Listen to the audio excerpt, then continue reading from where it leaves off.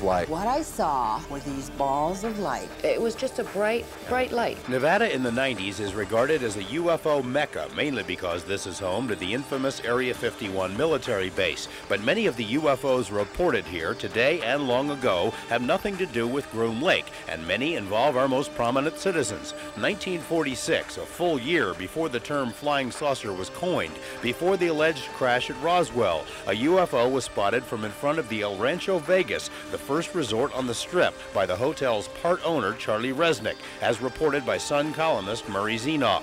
The next year, a military pilot flying over Lake Mead reported to his superiors a formation of bright UFOs. Another pilot saw a single object over Las Vegas itself.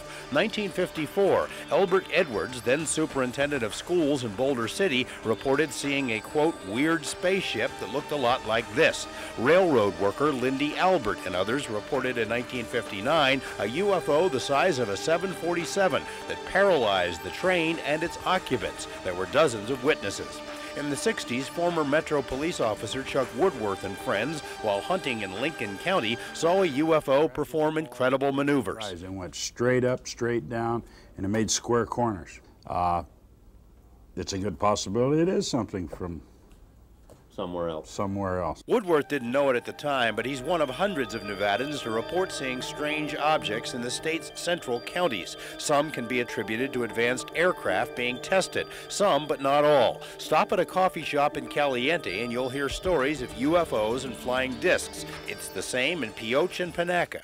Everybody that lives up here has seen strange things in the sky. I can't disprove what these people claim they saw. I wouldn't try to. Under Sheriff Harry Collins of White Pine County has taken a few dozen UFO reports over the years, but none as strange as this one from October 1996. Two men and their sons, all from southern Nevada, were deer hunting in a remote area known as Cave Valley. Cave Valley is located just on the other side of these mountains, and at this time of the year it's virtually inaccessible, which is just fine because from what we hear about the place, chances are you wouldn't want to go in there anyway. According to the official report, the four hunters were awakened in the middle of the night by a silent light hovering over their camp. They became frightened, packed their gear and the kids in the car, and took off at a high speed. The object, whatever it was, followed them for almost 50 miles, sometimes behind the car, sometimes in front. They were shaking. Physically shaking, trembling. One in particular, he had trouble even talking. Sergeant Baker says the terrified hunters roared into the tiny town of Lund and contacted lawmen.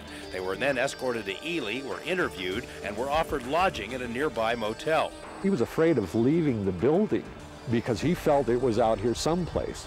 And I said, well, if it would make you feel more comfortable, we'll go down with you when you get yourself a room and we'll keep a watch on the room throughout the night.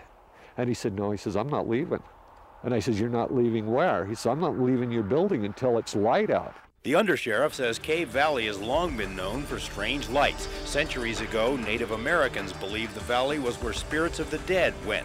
This case is listed as a UFO. They were in a very remote area. I don't think somebody would drive that distance to report something just to be, so they can make contact with the sheriff's department at 3 o'clock in the morning.